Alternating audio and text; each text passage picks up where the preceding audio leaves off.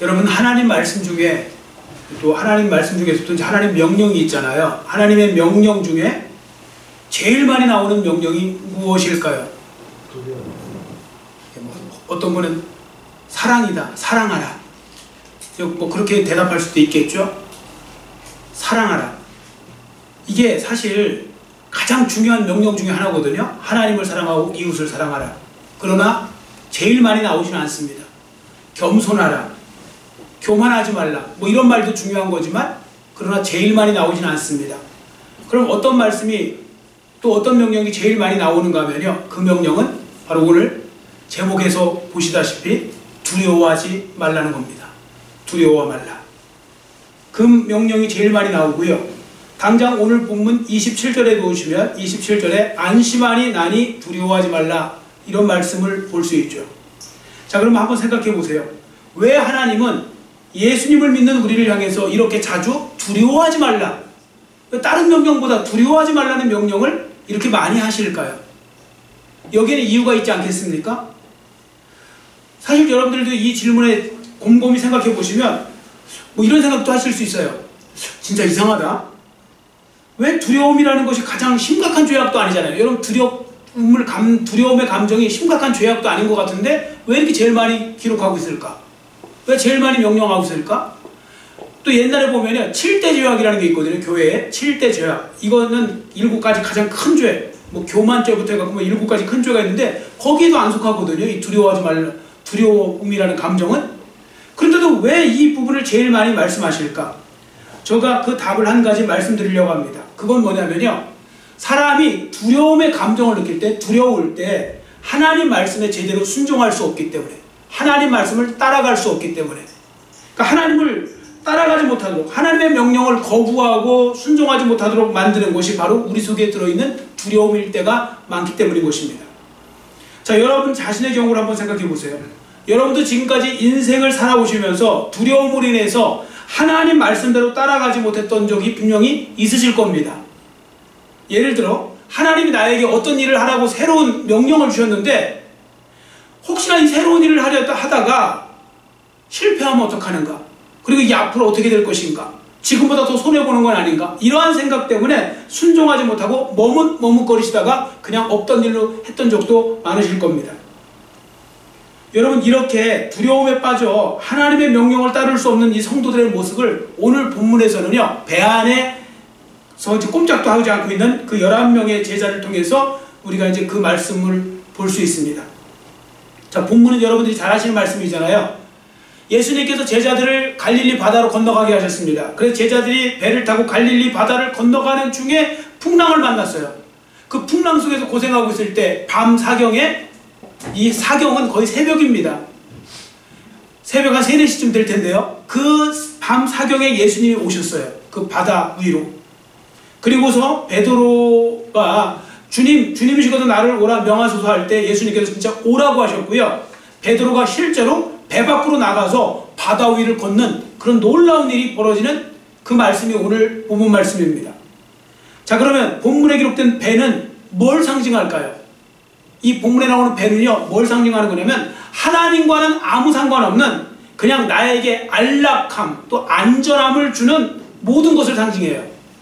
나를 안전하게 만드는 것, 또 내가 안전하다고 믿는 모든 것을 상징하는 겁니다. 여러분, 배를 타고 바다에 나가보신 분들 아시겠지만요, 배 안이 안전합니까? 배 밖이 안전합니까? 여러분도 배 안에 앉아있을 때가 안전합니까? 배 밖으로 나가셨을 때가 안전합니까? 물어보나마나한 질문을 한 거죠. 배 밖이 아니라 배 안이 안전한 거잖아요. 어떤 분 난 배 밖이 안전하다 그러면 그 사람 좀 이상한 사람이죠. 배 안이 당연히 안전하죠. 그래서요, 두려움은 사람들로 하여금 배 밖으로 나가는 일을 못하게 만든다는 겁니다. 못 나가게 만드는 거죠. 지금도 많은 성도들이 베드로 외에 다른 11제자들과 같이 안전하다는 생각, 그 생각하고 있는 그 배 안에서 안주하기를 원하고 있는 겁니다. 여러분, 그래서 하나님과 우리 구주 예수님은요, 그렇게 많이 주의 자녀들을 향해서 너희는 두려워하지 말라고 그렇게 말씀하고 계신 겁니다. 왜냐하면 두려움을 이겨야 배 밖으로 나올 수 있기 때문이죠. 그러고 보면요, 베드로는 굉장히 믿음 좋은 사람입니다. 주님이 오라고 하실 때 진짜 배 밖으로 나갔거든요. 그 풍랑 속에서 바다 위에서 배 밖으로 걸어 나간 겁니다. 그래서 두려움을 이길 때 이것이 가능한 거죠. 참고로 로이드 오길비라는 목사님이 있는데, 로이드 오길비는 성경에 이렇게 세어보니까요, 두려워하지 말라는 말씀이 366번 있대요. 366번. 1년에 365일이잖아요. 한 번 더 많잖아요. 그러니까 하루에 한 절씩만 붙들고 두려워하지 않기를 작정하면 1년이 지나가는 거예요. 참 신기하게도 366번 있다고, 저도 이제 그 말씀을 읽으면서 그렇다. 한 절씩 붙들고 우리가 두려움을 극복할 수도 있는 거죠. 여하튼 여러분 모두 두려워하지 말라는 주님의 말씀을 매일매일 붙잡으시고요. 두려움을 극복하고 두려움에 맞서는 삶의 주인공들이 되시기를 간절히 빌고 원합니다. 아멘. 날마다 그 두려워하지 말라는 이 말씀을 붙잡고 살아가는 거 중요한 겁니다. 자, 그러면 왜 성도들이 두려움에 맞서야 되는지 그 중요한 내용을 우리가 지금부터 살펴보려고 합니다. 자, 이 질문에 대한 답을 드리기 위해서 제가 수영장으로 예를 들어보겠습니다. 수영장에서 있었던 일로 예를 들어보는데요. 자, 여러분, 수영장에 어떤 아빠와 4살 난 아들이 수영장에 갔는데 그 4살 난 아들은 처음 가보는 거예요.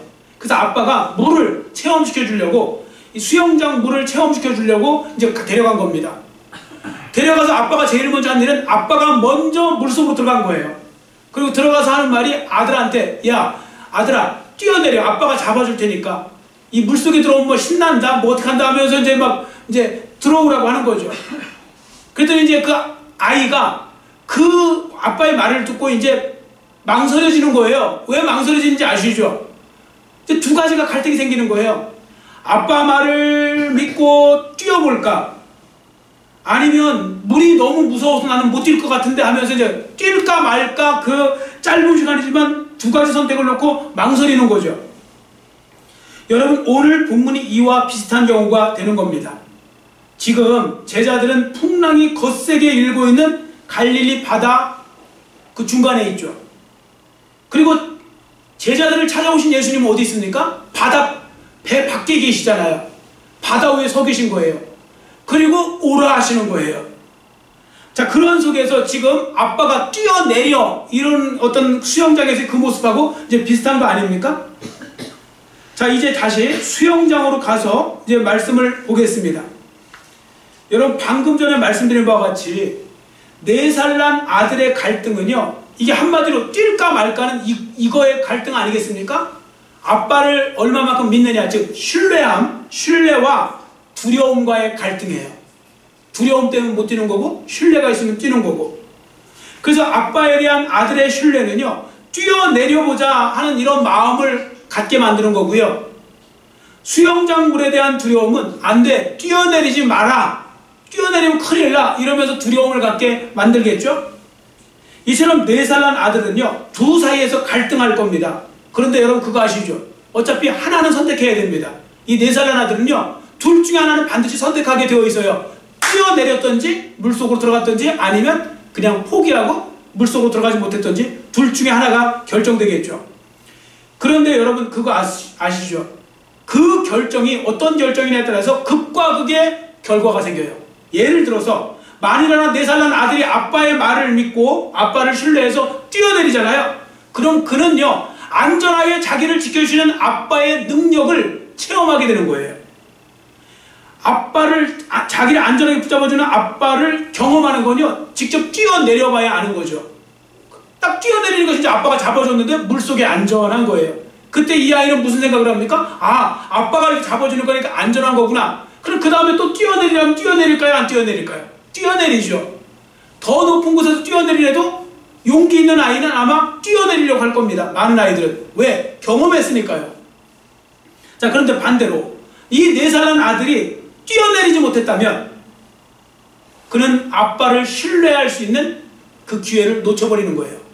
아빠의 그 능력을 경험할 수 있는 그 시간을, 그 기회를 놓쳐버리는 거죠. 그리고 더 문제 있어요. 그 다음에 또 뛰어내리려면 뛰어내릴까요? 못 뛰어내릴까요? 못 뛰어내려요. 한번 실패하면 뛰어내리기 어려워요. 뭐 100% 그렇다는 것이 아니라 그럴 확률이 높다는 거죠. 왜냐하면 아빠에 대한 신뢰가 자기가 갖고 있는 두려움에 패배한 거거든요. 그로 인해 그 아들은 물에 대한 더 큰 두려움을 갖게 됩니다. 자, 이게 실감 안 나시면 이걸로 한번 예를 들면 더 실감 나실 거예요. 여러분 번지점프 해보신 분 여기 계신가요? 번지점프? 하신 분도 있고 못하신 분도 있을 겁니다. 근데 여러분 번지점프도 올라가서요, 웬만한 배포 아니면 그 올라가서 그 밑을 내려다볼 때요, 정말 아찔하면서 내가 여기를 왜 올라왔지? 뛰어야 되나 말아야 되나 막 갈등이 있고 막 그러죠. 그러다가도 용감하게 일단 그 두려움을 극복하고 뛰어내리잖아요. 그 사람은 그 다음에도 번지점프를 할 수 있어요.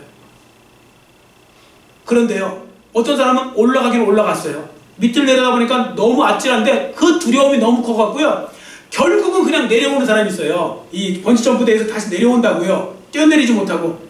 자, 그 사람이 그 다음에 번지점프를 또 할까요? 안 할까요? 이것도 물어보나 마나죠? 안 해요. 번지점프대 근처도 안 가요. 한 번 실패하고요, 그 두려움에 굴복하면요, 그 다음에 그걸 극복하는 건 너무너무 어려운 일이 되는 것입니다. 여러분 마찬가지입니다. 예수님을 믿는 우리도요, 인생을 사는 동안에 여러 가지 두려운 상황에 놓이게 되는데 그때 그 두려움에 잘 맞서갖고 극복하잖아요. 그럼 좋은 결과가 나와요. 그런데 두려움에 빠져서 두려움의 노예가 되잖아요. 부정적인 결과가 찾아오게 되어 있습니다. 그래서 하나님은 우리를 향하여서 계속 두려워하지 말라고, 두려움과 맞서 싸우라고, 두려움을 극복하라고 말씀하고 계신 겁니다. 자, 이제 본문으로 돌아와서 예수님 말씀에 순종해서 배 밖으로 나온 베드로를 보세요. 처음엔 좀 순조로워요. 진짜 걷는 거예요. 여러분, 베드로가 세계 역사상 유일하게 바다를 걸은 사람이에요. 베드로가. 근데 그 베드로가 조금 후에 금세 갑자기 그냥 그 옆에 막 폭풍을 치는 거 보고 더 풍랑이 세게 일어는지는 모르겠지만 그거 보고서요, 두려웠다고 그랬어요. 두려우니까 자기 몸이 저절로 바닷속으로 이렇게 빠져내려가는, 이제 빠져들어가는 것을 이제 빠져들어갔다고 본문에 기록하고 있죠. 자, 30절 말씀을 우리 한번 같이 읽을까요? 본문 30절 같이 읽습니다. 바람을 보고 무서워 빠져가는지라 소리질러 이르되 주여 나를 구원하소서 하되. 아멘. 바닷속으로 빠져들어갔다고 그랬어요. 근데 이 부분을요, 존 오트버그라는 목사님이 있는데 존 오트버그 목사님이 이 부분을 굉장히 의미 있게 주석을 달았더라고요. 그래서 제가 그 주석 그대로 읽어드릴 테니까 한번 잘 들어보세요. 베드로는 당시에 바람과 폭풍 앞에서 두려움에 굴복하였습니다. 그 이유는 당시에 예수님께서 그 상황의 주관자가 되신다는 확신을 베드로가 잃어버렸기 때문에 그렇습니다. 이렇게 베드로는 그 순간에 물에 빠진 것이 아니라 그는 자신의 마음속에 생겨난 걱정과 염려에 빠지고 있었던 겁니다. 실제는 걱정과 염려, 두려움에 빠져서 그게 결국은 바닷속으로 들어가게 되는 원인이 되었다, 그 말씀입니다. 그래서 하나님은 우리를 향해서 두려워하지 말라고 자주 말씀하시죠. 왜 그런가 하면요, 저와 여러분 속에 들어있는 이 두려움이요, 베드로를 바닷속으로 침몰시킨 것처럼 우리를 그 어떤 것보다도 빨리 침몰시키는 게 두려움이에요. 사람이 두려우면요, 아무것도 못해요. 사람이 두려운 마음이 들 때요, 가장 빨리 포기하게 되고요, 두려운 마음이 있을 때 빨리 가장 먼저 도망가게 되어 있어요. 그래서 두려움은 믿음의 회방꾼이다, 이렇게도 말하고요, 하나님을 신뢰하는 것을 막는 방해물이다, 이렇게도 말하는 것입니다. 그래서 어떻게 합니까? 우리로 하여금 하나님의 뜻대로 살지 못하게 만들어요. 하나님이 원하시는 길을 걷지 못하도록 만들고요, 그렇게 됩니다. 자, 예를 들어서요, 여러분들, 하나님이 나에게 지금 하던 일 다 그만두고 선교지를 향해서 가라, 어떤 선교지를 정해주면서 그 선교지에 가라, 그렇게 명령이 만약에 여러분에게 내려지면 여러분 가실 겁니까? 가실 수 있겠습니까? 뭐 가시는 분도 있겠지만 많은 성도들은요, 즉시 그 두려움으로 거절할 확률이 높습니다. 그리고 생각해 보겠습니다. 그러다가 흐지부지 그냥 못 들은 걸로 할 확률이 높습니다. 왜냐하면 새로운 세계로 가려고 그러면 지금의 그 기득권을 내려놔야 되거든요. 기득권. 어떤 일이 벌어질지 모르는 미지의 세계를 가기 위해서 지금 내가 안전하게 구축하고 있는 이 모든 걸 내려놓고 간다는 게 쉬운 일이 아닌 거죠. 왜냐하면 두려움이 생기거든요. 미지에 대한 두려움. 그래서 두려움이 많은 사람들은요, 본능적으로 현재의 안정된 삶을 누리기를 원하는 것입니다. 안정된 삶. 마치 본문에 기록된 배에서 나오지 않고 그냥 배 안에 꼼짝도 않고 앉아 있었던, 그 안주하고 있었던 그 11명의 제자들처럼 말입니다. 그러면 두려움에 맞서지 않아도 되기 때문이죠. 여러분, 지금 말씀드린 걸 다 종합하면 이런 거예요. 예수님을 믿는 저와 여러분에게도요, 위험이 와요. 위기가 와요. 그러면 두려움이 찾아오겠죠. 그럼 그때 여러분들은 싸우는 거예요. 내 속에 있는 두려움과 하나님을 믿는 믿음과, 그러니까 하나님을 신뢰하는 것과 두려움과 계속 이제 싸우게 되죠. 두려움이 우리의 믿음을 위축시킬 수도 있고, 우리의 큰 믿음이 두려움을 극복할 수도 있고, 그렇게 만드는 거죠. 그래서 믿음과 두려움과 싸우고 있는데, 지금도 그 경험하는 분들이 있을 거예요. 지금 뭔가 기도 중에 내가 하나님이 나에게 주신 마음이 있는데 이걸 순종하자니 환경이 어렵고 두렵고, 하나님 말씀을 또 믿음을 갖고 가자니 또 그런 모습에서 환경이 너무 커 보이고, 그래서 패배하는 사람들도 있을 겁니다. 또 반대로 어떤 분들은 그 두려움을 믿음으로 극복하는, 또 믿음으로 승리하는 그런 분들도 있을 것입니다. 자, 여하튼 우리가 그러한 속에서 이제 지금 싸우고 있거든요. 자, 그럼 이제부터 살펴볼 것은, 그럼 도대체 두려움이 뭐길래 이렇게 성도들로 하여금 배 밖으로 나올 생각조차 못하게 만들까? 두려움의 속성에 대해서 잠깐 말씀을 드리겠습니다. 제가 두려움에 대해서 사전 찾아봤어요. 두려움 하니까 사전을 찾아보니, 국어사전을 찾아보니까 위험이나 위험을 느껴 마음이 불안하고 조심스러운 느낌, 그렇게 써 있더라고요. 그러니까 뭐냐면, 두려움은요, 위험이 가까이 있다고 느낄 때 그것에 대해서 뭔가 해야 된다고 외치는 내면의 경고라는 거예요. 실제로 우리는 위험과 위협 속에 놓일 때 두려움이라는 감정이 들죠. 여러분, 위험이 딱 오면 두렵잖아요. 그 두려움이라는 감정이 들면서 그 감정이 우리로 하여금 어떻게 하는지 아세요? 대부분 회피하고 도망가게 만들어요. 숨거나 도망가게 만든다고요. 이 두려움이라는 감정이. 자, 예를 들어서 여러분들이 어떤 위험한 상황이 딱 어떨 때 있잖아요. 두려움이 느껴지잖아요. 그럼 그때 신체적 반응이 일어나요. 보통 어떤 신체적 반응이 일어나면 아드레날린이라는 호르몬이 폭발을 해요. 순간 막 분출된 거예요. 아드레날린. 그리고 혈액이요, 그 순간에는 거의 다 어디로 가느냐면요, 근육 쪽으로 간다는 거예요. 팔다리 근육. 그 사람이 막 놀라고 뭔가 이렇게 막 위험하다고 하고 막 두려움이 막 생길 때는요, 공포감이 생기면 팔다리로 간다는 거예요. 왜 그런지 아시죠? 빨리 도망가야 되니까. 그리고 아드레날린은 우리 몸을 막 그렇게 뭐랄까요, 막 경직시키는 거 아닙니까? 막 가장 단단하게 막 싸울 수 있는, 막 그냥 무장시키는 거예요. 왜 그런가 하면 두려우니까 도망가야 되니까. 최대한 빨리 도망가야 되니까. 그래서 정말 두려움에 빠진 사람 보면 얼굴이 창백하잖아요. 창백한 건 왜 창백합니까? 피가 없어서 창백한 거잖아요. 그 피가 다 근육 쪽으로 몰린다는 거예요. 왜? 한순간에도 한 발짝이라도 빨리 도망가야 되고 더 세게 도망가야 되니까. 그리고 두려움이 생기면요, 심장이 더 세게 고동친대요. 심장박동이 막 왕성해지는 거예요. 그래야 더 빨리 뛸 수 있으니까. 눈은 크게 떠진대요. 동공이 커진대요. 왜? 순식간에 많은 것을 봐야 되니까. 내가 이 위험에서 탈출해야 되니까. 그래서 이 두려움은요, 이런 모든 현상들이 바로 위험에서 벗어나기 위해서, 도망가거나 숨기 위해서 할 수 있는 최적화된 상태로 인간의 몸이 그렇게 바뀐다는 겁니다. 자, 그러니까 한번 생각해 보세요. 두려움에 빠져 사는 사람이 어떻게 건강할 수 있을까요?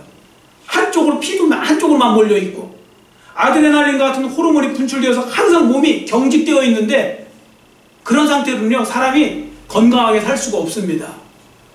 그래서 교감신경, 부교감신경, 이게 같이 이렇게 골고루 그때그때 따라서 적당하게 움직여야지, 항상 경직되어 있으면 사람이 어떻게 사냐고요. 항상 신경이 곤두서 있는데 어떻게 건강할 수 있냐고요. 근데 이보다 더 큰 문제가 뭔지 아세요? 두려움에 잠깐 노출되는 건 그냥 그럴 수 있잖아요. 사람이니까. 그게 아니고 아예 두려움에 빠져 사는 사람이 있어요.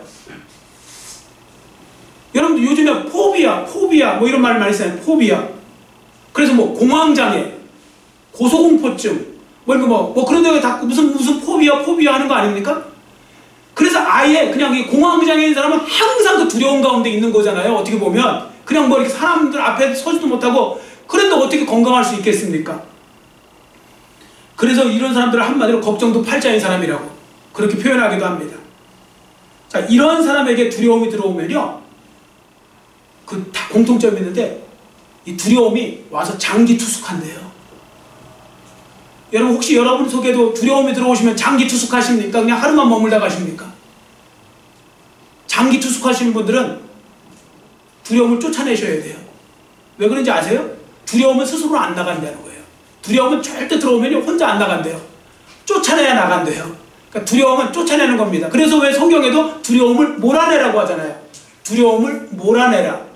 여러분 몰아내시는 거예요. 주님을 믿는 믿음을 갖고 두려움을 몰아내시는 거죠.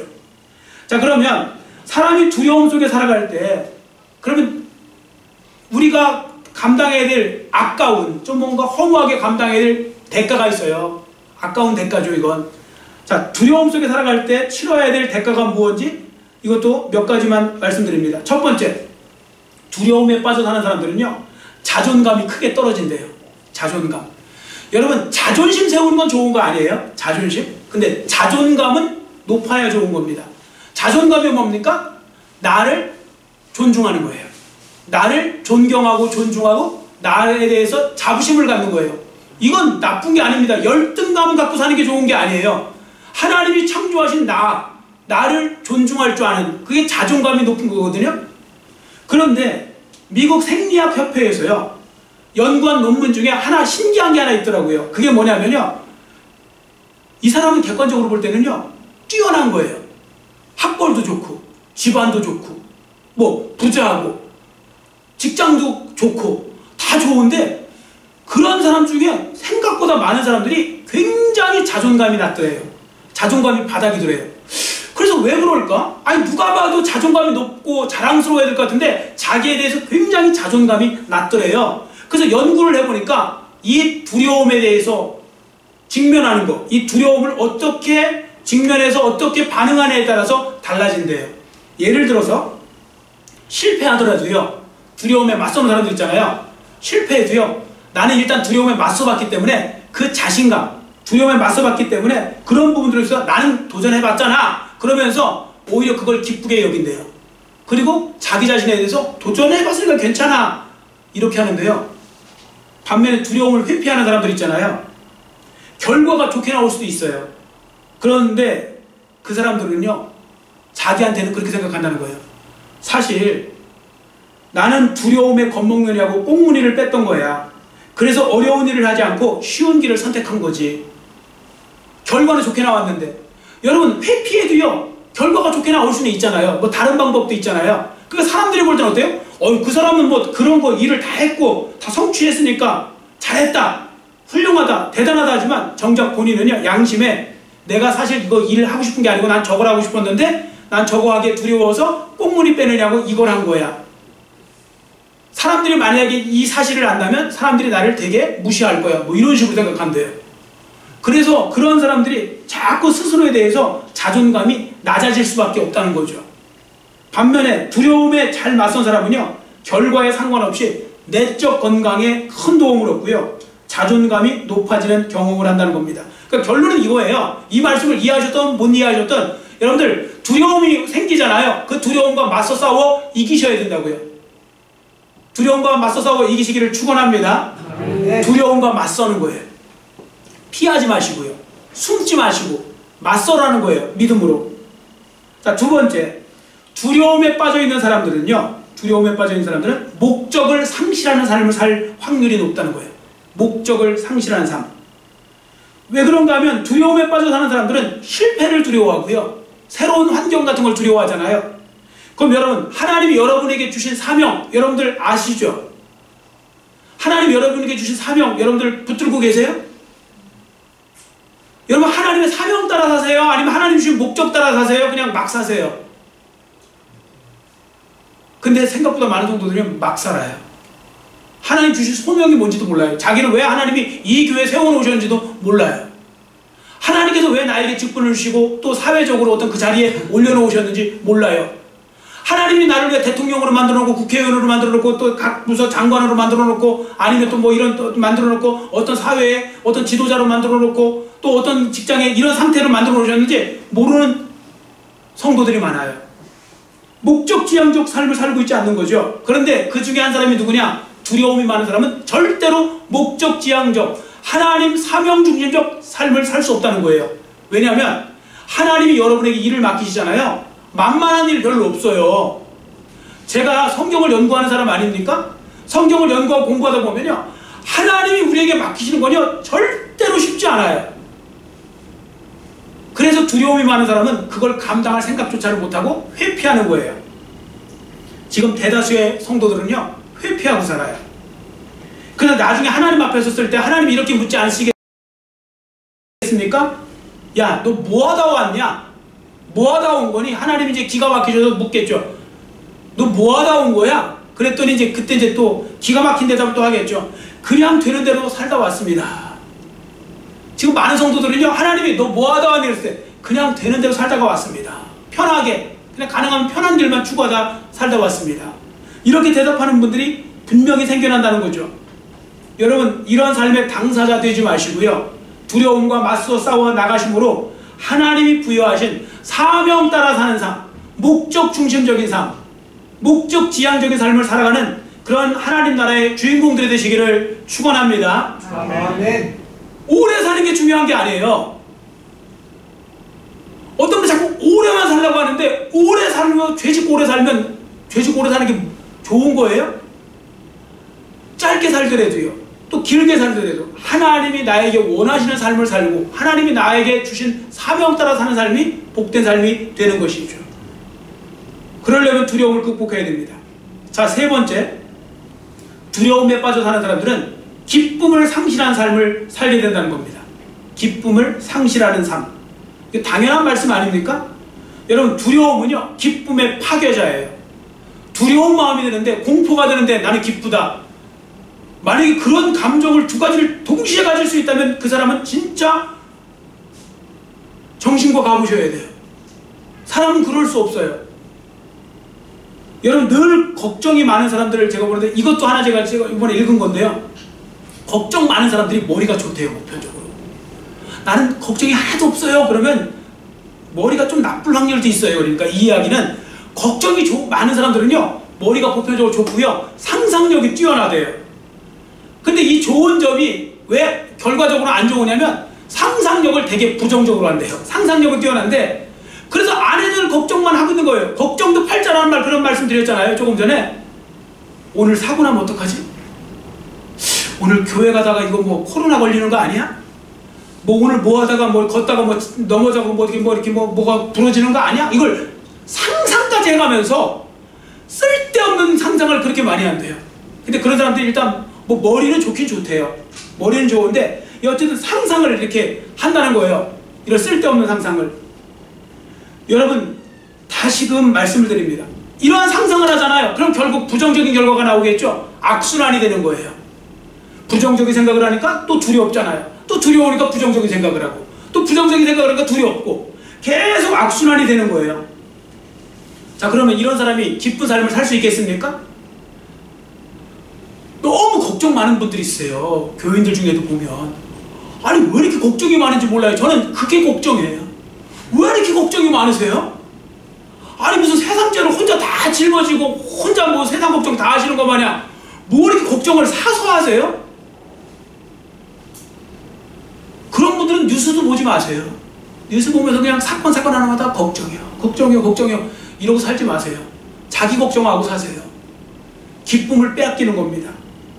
여러분, 차라리 이런 식으로 계속 걱정하면서 살 거면요, 그냥 왜 별 생각 없이 사는 사람 있잖아요.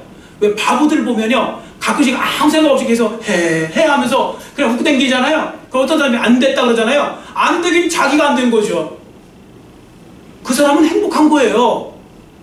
여러분, 웃는 건 그냥 나오는 거 아니에요. 진짜 행복하니까 웃는 거거든요. 그럼 때로는 저 사람 바보니까 웃는 거 아닌데 그걸 그럼 본받으란 말입니까? 아니, 바보래도 그 사람은 행복한 거 맞잖아요. 아니, 자기는 아무리 똑똑하면 뭐예요? 아무리 똑똑해도 지금 근심 걱정에서 못 벗어나고 맨날 그 기쁨을 잃어버리고 살고 있으면 바보가 난 거 아니에요? 아니, 저도 진짜 그렇게 살 거면 바보가 되기를 원합니다. 그러니까 우리 기준으로 생각하면 안 되는 거예요. 어쨌든 성경은 우리에게 이렇게 말씀하고 있죠. 따라해 주세요. 항상 기뻐하라. 항상 기뻐하라.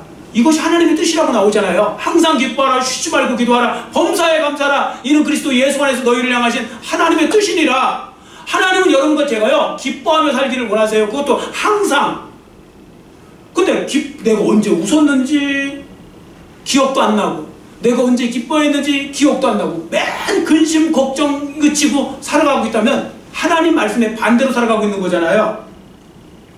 자, 그래서 여러분 어쨌든 기쁨을 회복하기 위해서라도 두려움을 극복할 줄 아셔야 됩니다.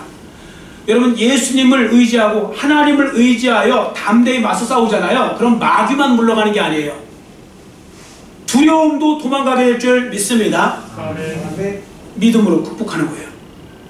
그래서 성경에 그렇게 많이 두려워하지 말라고, 하나님을 믿으니 또 나를 믿으라고 말씀하고 있는 겁니다.